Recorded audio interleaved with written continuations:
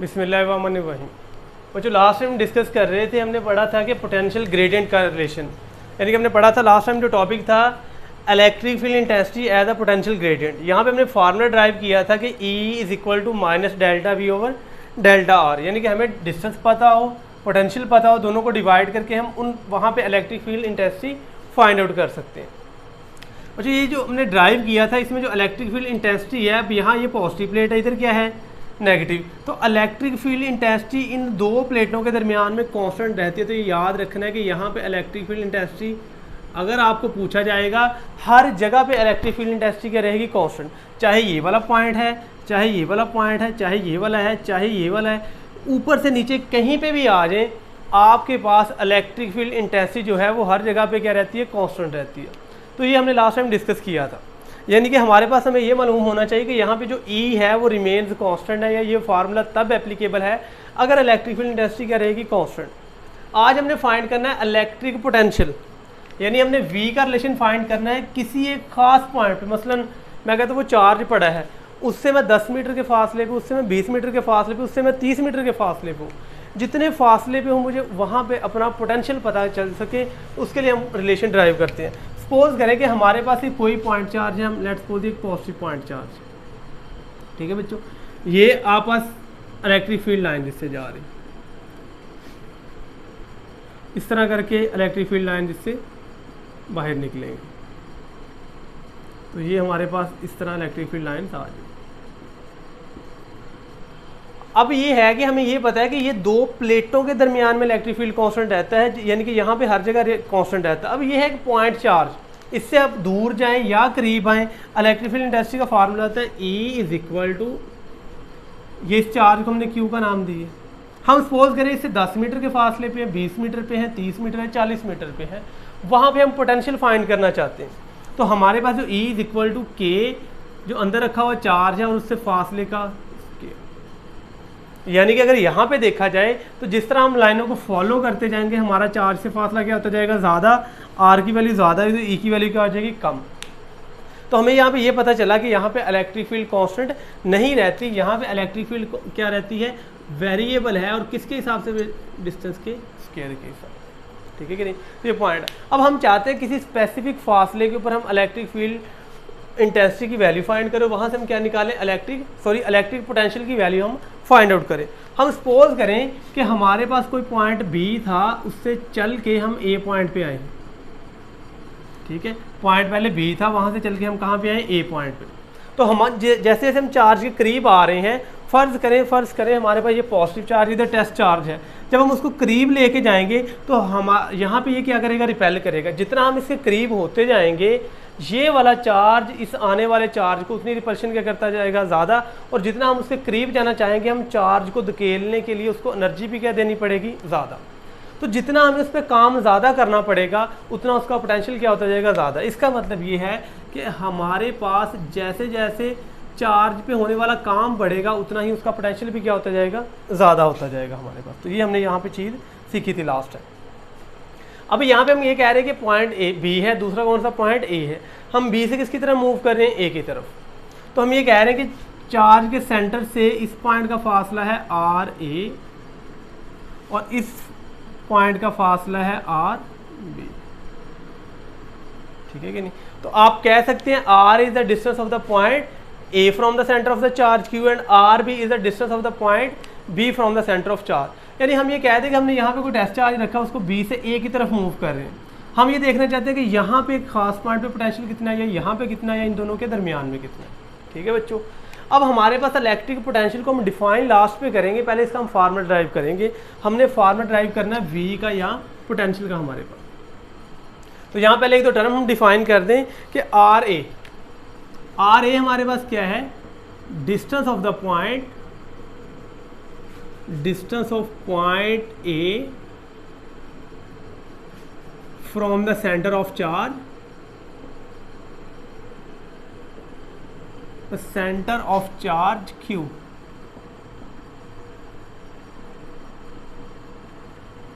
Point charge Q, ठीक है कि नहीं।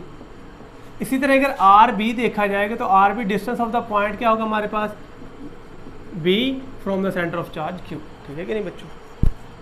अब सपोज करें कि ये हमारे पास 2 पॉइंट काफ़ी दूर हैं, जब हम B से A की तरफ आएंगे तो हमें पता है कि हम चार्ज के करीब आ रहे हैं, जितना चार्ज के करीब आएंगे R की वैल्यू क्या हो जाएगी कम, उतनी ही हमारे पास इलेक्ट्रिक फील्ड इंटेंसिटी क्या होती जाएगी ज़्यादा। यानी कि इस केस में इलेक्ट्रिक फील्ड इंटेंसिटी कांस्टेंट नहीं रहती। तो हम क्या करते हैं कि हम जितना इन पॉइंट को दूर करते जाएंगे फासला इनमें क्या होता जाएगा ज़्यादा। मतलब एक पॉइंट ये है, इसको हम यहाँ पे कर दें, तो जब यहाँ से यहाँ पे आएगा तो फासले में चेंज ज़्यादा, जितनी फासले में चेंज ज़्यादा आएगी उतनी इलेक्ट्रिक फील्ड इंटेंसिटी में भी चेंज क्या आएगी ज़्यादा। अब जितना इन पॉइंट को हम करीब करते जाएंगे तो इनके दरमियान में फासला क्या होता जा रहा है कम, तो हमें ऐसा लग रहा है कि इलेक्ट्रिक फील्ड इंटेंसिटी में चेंज भी उतना क्या आ रहा है कम आ रहा है। ठीक है कि नहीं। मसलन मैं कहता हूँ सपोज करें यहाँ पे इलेक्ट्रिक फील्ड इंटेंसिटी की वैल्यू 8 है, यहाँ पे 5 है, यहाँ पे हमारे पास कितनी हो जाएगी लेट्स सपोज 6, यहाँ पे 7। अब इससे करीब है फर्ज करें 7.1, इससे करीब 7.2, तो जितना हम इसके करीब पॉइंट को करते जा रहे हैं उतना इनका फ़र्क भी क्या होता जा रहा है कम होता जा रहा है। सपोज करें आपने पॉइंट यहाँ पे चूज़ किया, वहाँ पे 7.9, आप इससे और आगे आएंगे 7.9111 हो जाएगी, 7.92, 7.93। अगर देखा जाए 8 और इसमें फ़र्क क्या होता जा रहा है कम होता जा रहा है। कब कम होगा, जितने वो क्या आते जा रहे हैं करीब। तो हम ये चाहते हैं कि यहाँ पे इलेक्ट्रिक फील्ड इंटेंसिटी क्या रहे कांस्टेंट। रीज़न क्या है इलेक्ट्रिक फील्ड इंटेंसिटी कांस्टेंट रहने की, हमने फाइंड क्या करना है बच्चों इलेक्ट्रिक पोटेंशियल। इलेक्ट्रिक पोटेंशियल के लिए हमारे पास formula E is equal to minus delta V over delta. Formula हमने ये अप्लाई करना है। अब इस फार्मूले में हमारे पास इलेक्ट्रिक फील्ड इंटेंसिटी क्या रहती है कांस्टेंट। अब अगर यहाँ पे कांस्टेंट रहती है लेकिन यहाँ पे क्या हो रही है वो वेरिएबल, और किसके साथ वेरिएबल हो रही है इन्वर्स स्क्वायर लॉ से। तो यहाँ पे हमें इसे क्या बनाना है पहले कांस्टेंट, ताकि हम ये फार्मूला अप्लाई कर सकें। तो उसके लिए हम क्या करते हैं कि हम जो 2 पॉइंट्स हैं पॉइंट B और पॉइंट A, जितना इनके दरमियान में फासला क्या होता जाएगा ज़्यादा, उतना ही आप चार्ज से क्या होते जाएंगे दूर, और उतनी ही इलेक्ट्रिक फील्ड इंटेंसिटी वेरिएबल ज़्यादा होती जाएगी। अब हमारा काम है इनको कांस्टेंट करना, तो हम इन 2 पॉइंट को करीब कंसीडर कर लेते हैं। अब गौर करें, जितने पॉइंट दूर होंगे 8 और ये 5, डिफरेंस कितने का आ रहा 3 का। आप इधर आ जाते हैं, इनमें फासला क्या हो गया कम, डिफरेंस भी क्या हो गया कम। आप और करीब आ जाए, डिफरेंस 2 पॉइंट में कम, जितने पॉइंट करीब आते जा रहे हैं डिफरेंस क्या होता जा रहा है कम। तो जितने ये करीब होंगे उतना फ़र्क क्या होता जाएगा कम, और हमें ऐसा लगेगा कि ऑलमोस्ट वहाँ पे क्या रहती है वो रिमेन्स कांस्टेंट रहती है। ठीक है कि नहीं। यानी हम कहते हैं कि यहाँ पे फ़र्ज कर अगर 8 है, इससे नेक्स्ट पॉइंट पे वो 7.91 हो गई है, तो फ़र्क उतना कम। तो जितने ये 2 पॉइंट दूर होंगे फ़र्क ज़्यादा हो जाएगा, और जितना फ़र्क ज़्यादा होता जाएगा उतने इसमें डिफरेंस भी क्या आता जाएगा ज़्यादा, और ये इतनी कांस्टेंट नहीं रहेगी। तो हम यहाँ पे ये वाला पॉइंट डिस्कस कर रहे हैं कि हमने इन पॉइंट्स को करीब करीब कंसिडर करना। इसकी रीज़न क्या है, आपने कहना है point A and B, point A and B are chosen very close to each other. अब ये क्लोज क्यों कंसिडर किए गए हैं, इस वजह से कंसिडर किए गए हैं कि इलेक्ट्रिक फील्ड इंटेंसिटी कह रहे हैं remains constant, so that electric field intensity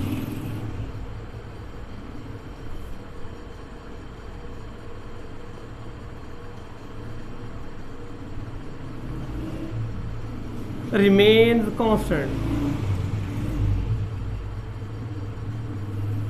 तो ये पॉइंट आप लोगों ने याद रखना है कि ये क्यों कंसिडर किया, ताकि इलेक्ट्रिक फील्ड इंटेंसिटी हमारे पास कह रहे हैं रिमेन कांस्टेंट। अगर ये इलेक्ट्रिक फील्ड इंटेंसिटी कांस्टेंट रहेगी तो तभी हम ये लॉ अप्लाई कर सकते हैं। ठीक है कि नहीं। तो हमने कहा A और B क्या है वो बहुत क्लोज हैं इस अदर। ठीक है कि नहीं। यानी कि RA is nearly equal to RB।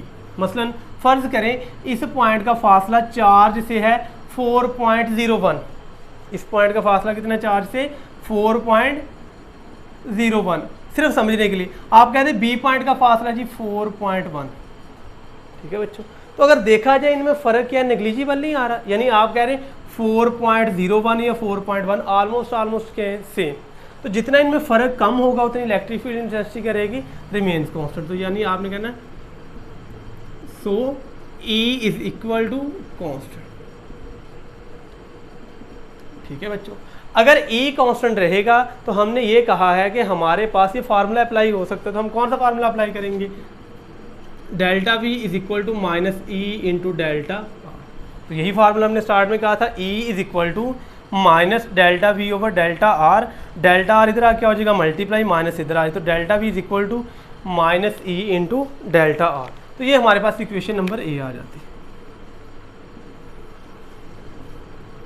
इसको आप इक्वेशन नंबर ए कहते हैं। ठीक है, अब यहाँ पे डेल्टा आर और डेल्टा वी को बाद में डिस्कस करेंगे, पहले आपने वैल्यू यहाँ पे जो फाइंड करनी है वो ई की फाइंड करनी है। ई का हमारे पास फार्मूला था ई इज इक्वल टू के, जिस चार्ज के रिस्पेक्ट मेजरमेंट ले रहे हैं डिवाइडेड बाय जितना उससे फासला है। अब ये दो पॉइंट बहुत करीब हैं, आप या इनके दरमियान पॉइंट ले लें आर, यहाँ पे आप इलेक्ट्रिक फील्ड इंटेंसिटी फाइंड करेंगे आर। तो आर क्या है, आर जो होगा वो मिड पॉइंट होगा किस किस का, ए और बी का। जो मिड पॉइंट होगा उस मिड पॉइंट का चार्ज से फासला होगा। R is the distance of mid point, distance of mid point of A and B from the centre of the charge.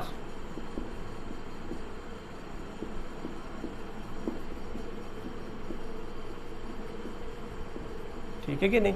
तो ए और बी का जो मिड पॉइंट है उसका डिस्टेंस कहाँ से, from the centre of the charge. तो ये हमारे पास यहाँ तक आ गया। अब हमने यहाँ पे एक चीज़ पढ़ी है कि आर जो है वो डिस्टेंस है किसका, मिड पॉइंट का। किस किस का मिड पॉइंट का, ए और बी। तो यहाँ से हम अपनी नेक्स्ट बात स्टार्ट करते हैं। पहले मैं इसको रिमूव कर देता हूँ, हमारे पास इसको मैं इरेज कर देता हूँ, ये डायग्राम बनी रहेगी, ये हम यहाँ से इरेज कर देते हैं।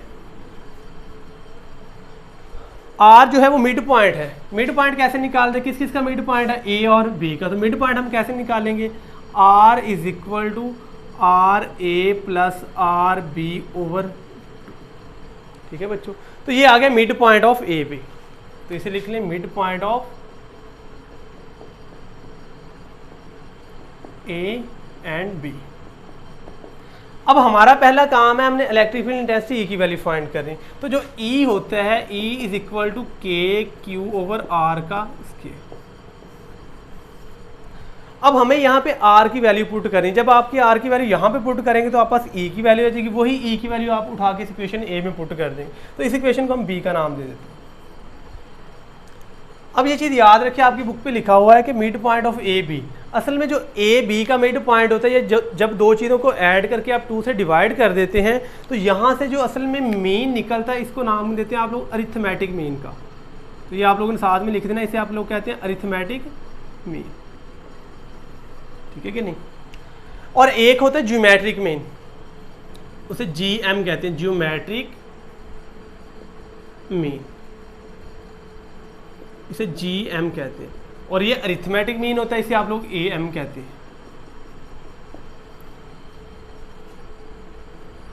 ज्योमेट्रिक मीन कैसे निकाल, अरिथमेटिक मीन या मीन निकालने का फार्मूला होता है कि दोनों को ऐड करके 2 से डिवाइड कर देना। और ज्योमेट्रिक मीन निकालने का तरीका होता है कि जिन दो का निकालना है उन दो को आप लोग मल्टीप्लाई कर दें और ऊपर क्या ले लें, आप लोग स्क्वायर रूट लें।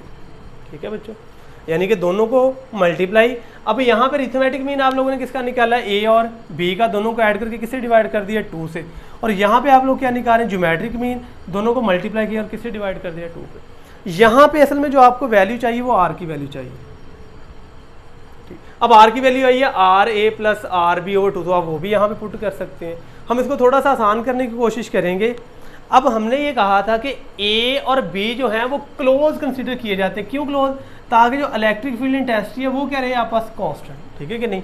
अगर कांस्टेंट रहेगी तभी ये फार्मूला अप्लाई होगा। इसमें ई की वैल्यू किसकी तरह निकालनी है, के क्यू ओवर आर का स्क्वायर।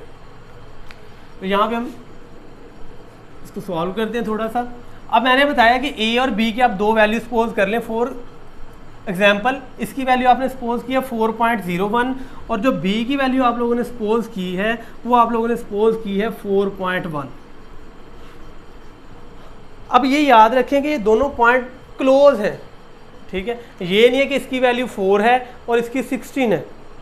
अब इन दोनों का अगर मीन निकालें, मीन मतलब इसको और इसको ऐड करके किससे डिवाइड करें, 2 से।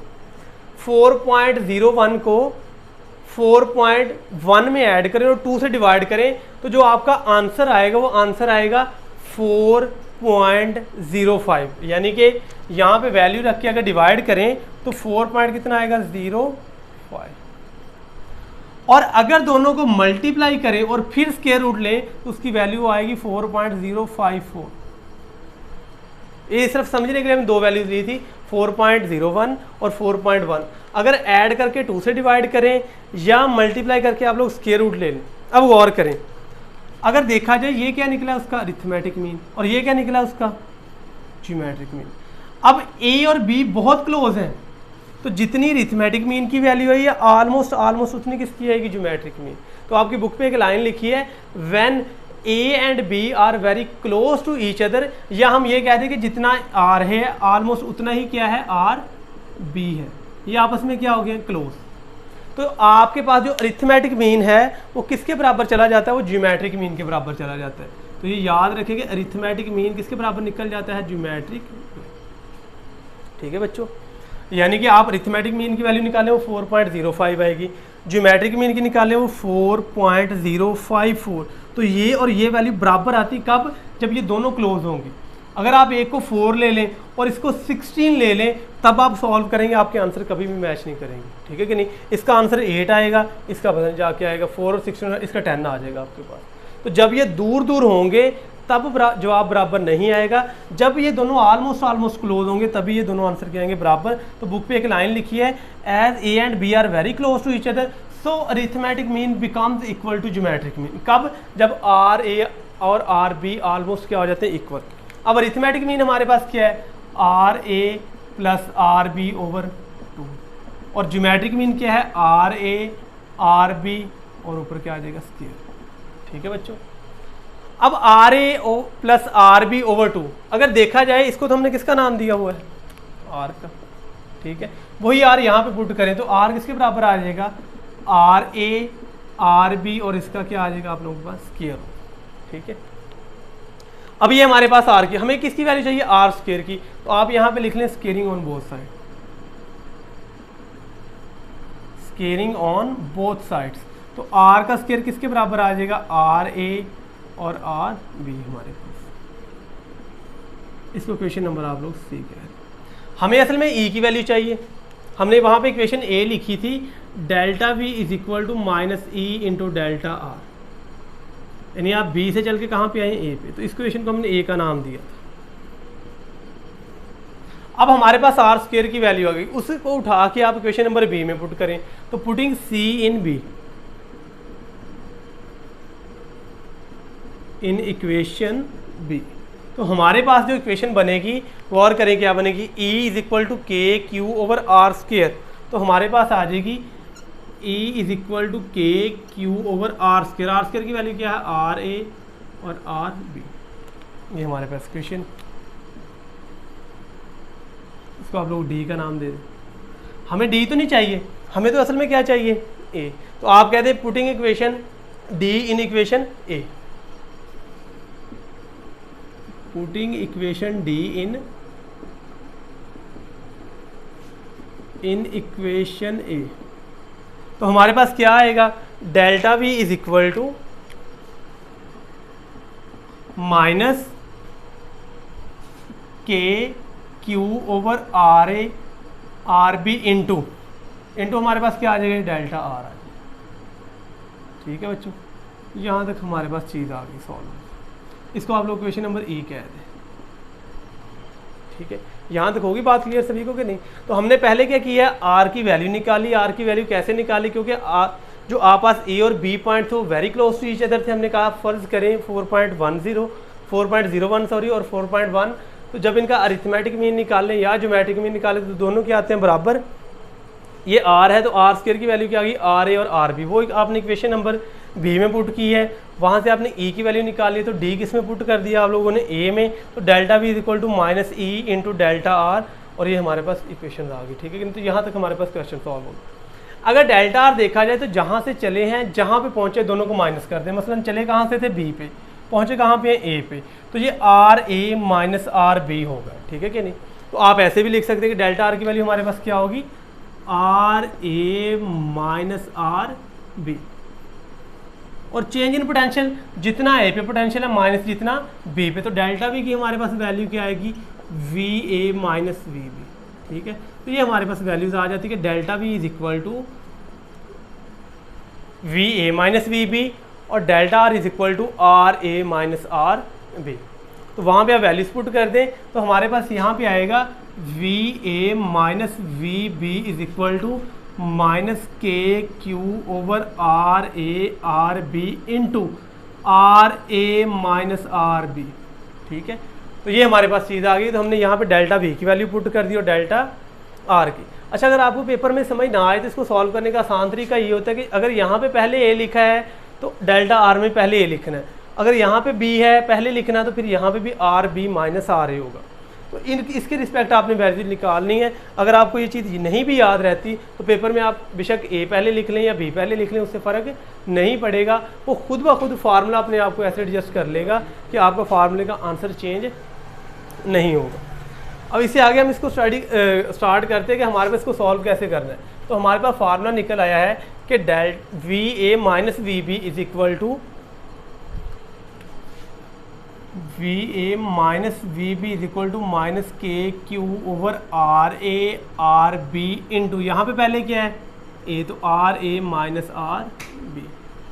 ठीक है, तो हमारे पास आ जाएगा V A minus V B is equal to minus K Q over, आप इसको अंदर जाके डिवाइड करवा दें तो R A minus R B पूरे का बटा क्या आ जाएगा are A R B.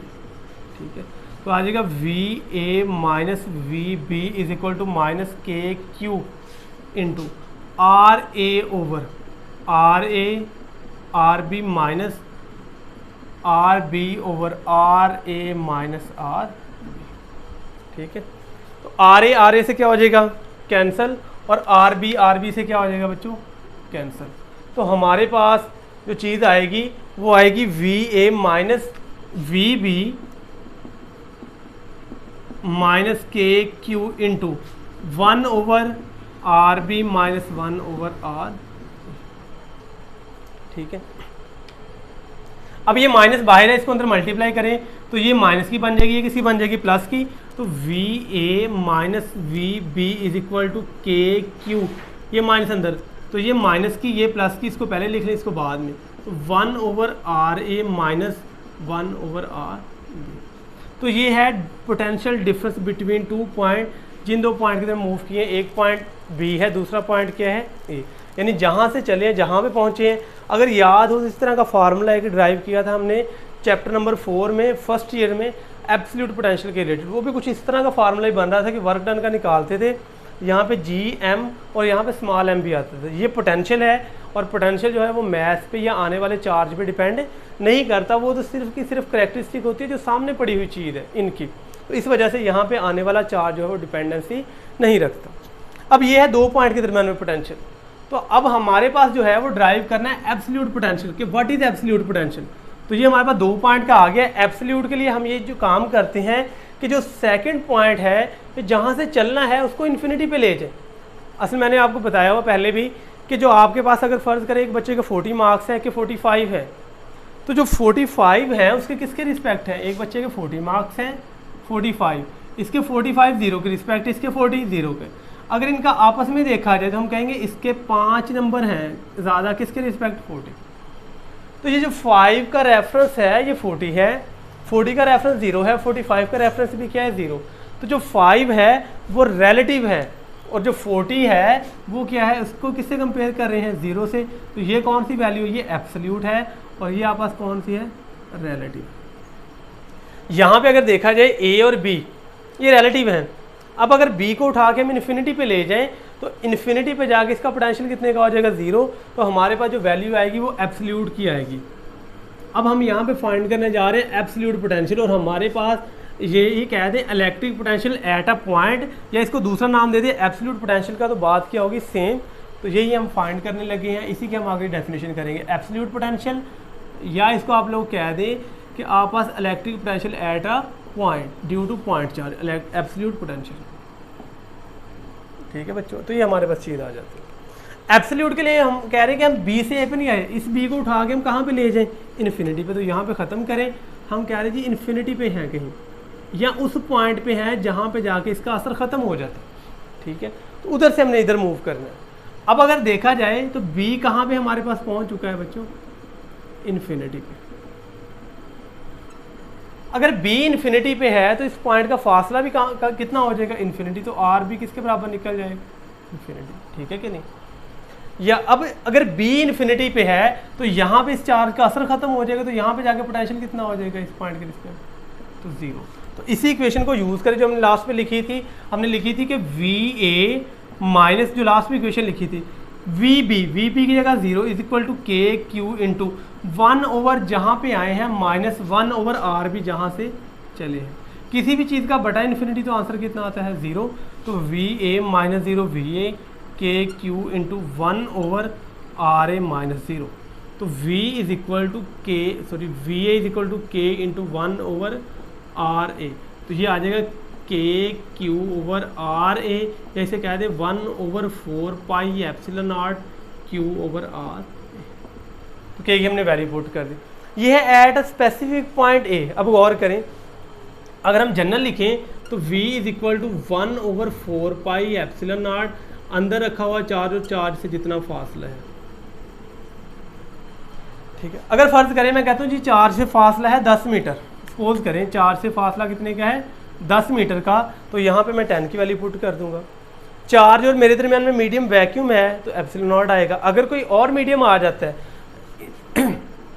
In case of medium,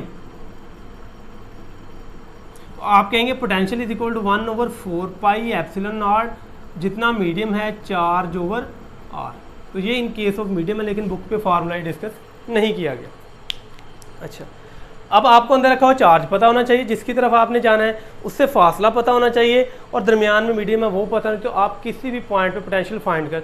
अब इलेक्ट्रिक पोटेंशियल या एब्सोल्यूट पोटेंशियल की जो डेफिनेशन है वो मैंने आपको लास्ट टाइम लिखवा दी थी कि हम किसी यूनिट चार्ज को मूव करें, यानी कि हमारे पास जो चार्ज है वो कौन सा चार्ज हो, यहाँ पे unit positive charge, positive unit charge, उसको मूव करें। जितना हमें काम करना पड़ेगा वहां से यहाँ तक लाने के लिए, उतना उसका क्या होगा, पोटेंशियल। तो आप कहते हैं the amount of work done in bringing a charge from infinity to that point keeping the charge in electrostatic equilibrium. तो इलेक्ट्रोस्टैटिक इक्विलिब्रियम के बारे में भी मैंने आपको लास्ट टाइम बता दिया था, और मैंने ये भी बता दिया था किसी भी पॉइंट पे आपस पोटेंशियल की वैल्यू क्या होती है, किस तरह फाइंड करते हो। जितना काम करना पड़ेगा इन्फिनिटी से इस पॉइंट तक चार्ज को लाने के लिए, उसे हम कहते हैं असल में एब्सोल्यूट पोटेंशियल। तो बच्चों यहाँ तक आपका टॉपिक कवर हो गया है। अगर आपको इसमें से कोई मसला है, कोई चीज़ समझ नहीं है, तो आप कमेंट कर सकते हैं या वैसे टेक्स्ट करके पूछ सकते हैं। तब तक के लिए बच्चों अल्लाह हाफिज़।